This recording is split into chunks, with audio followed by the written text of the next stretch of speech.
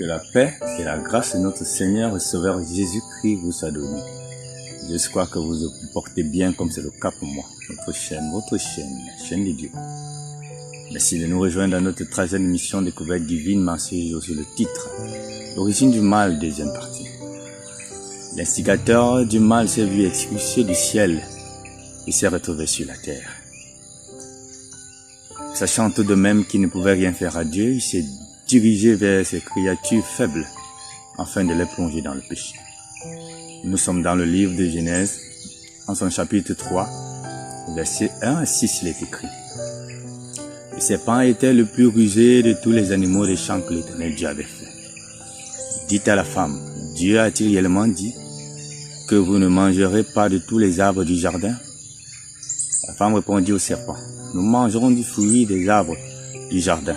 Mais quant au fruit de l'arbre qui est au milieu du jardin, Dieu a dit, vous n'en mangerez point et vous ne toucherez point, de peur que vous ne mouriez. Alors le serpent dit à la femme, vous ne mourrez point. Mais Dieu sait que le jour que vous en mangerez, vos yeux s'ouvriront et que vous serez comme des dieux, connaissant le bien et le mal. La femme vit que l'arbre était bon à manger et agréable à la vue, et qu'il était précieux pour ouvrir l'intelligence. Elle prit de son fruit et en mangea. Elle en donna aussi à son mari qui était auprès d'elle, et il en mangea. Satan, depuis le ciel, remet en cause la parole de Dieu et plonge les hommes de nos jours comme les anges déchus dans le doute et le scepticisme. Il commença sa rébellion parce qu'il voulait être semblable au Très-Haut, enfin véritablement d'être adoré comme nous avons vu dans le premier vidéogramme. Nous voyons donc que Ève cédera à cela et va plonger l'humanité dans le chaos et par la suite permettra également à son époux d'y participer. La question qu'on pourrait se poser est de savoir est-ce que Dieu a laissé l'humanité dans le chaos? Non. Dieu a pourvu au plan de sauvetage depuis le jardin d'Éden. N'est-ce pas une bonne nouvelle, mon cher frère, toi qui m'écoutes, et ma chère sœur? Nous sommes toujours dans le livre de Genèse en son chapitre 3, le verset 21, il est écrit. L'Éternel Dieu fit à Adam et à sa femme les habits de peau et les en revêtit. Oui, les habits de peau suggéreraient qu'un agneau ait été immolé, car il est écrit, sans effusion de sang, il n'y a point de pardon de péché. Alors c'est par ce canal que Dieu accorde le pardon des péchés aux premiers êtres humains et continuera de l'accorder en la personne de Jésus.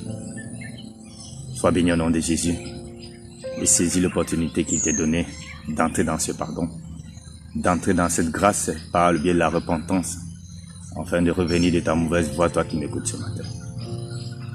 Nous voulons donc déterminer car l'accomplissement de cela c'est bien la personne de Jésus comme nous l'avons dit. Nous sommes dans le livre d'Actes chapitre 4, versets 11 à 12, il est écrit.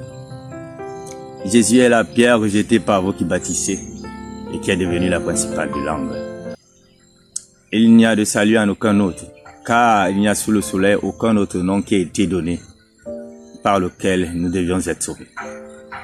Oui, au nom de Jésus, tout genou fléchit dans les cieux, sur la terre et dans les eaux plus bas que la terre. Et c'est en lui que le salut a été accordé à l'humanité. Que tu sois musulman, que tu sois de quelque religion que ce soit, religion traditionnelle africaine, que tu sois de l'hindouisme et bien d'autres religions. Sache une chose, ces religions traitent également les problèmes existentiels, ponctuels, mais n'accordent pas de salut. Puisses-tu saisir l'occasion, toi qui m'écoutes en cette matinée, peu importe la religion dans laquelle tu te trouves, cherche celui en qui tu peux avoir le salut, car c'est en Jésus et en Jésus seul. Sois béni, toi qui m'écoutes, et saisis cette occasion pour entrer dans ce salut. À bientôt par la grâce de Dieu. Shalom.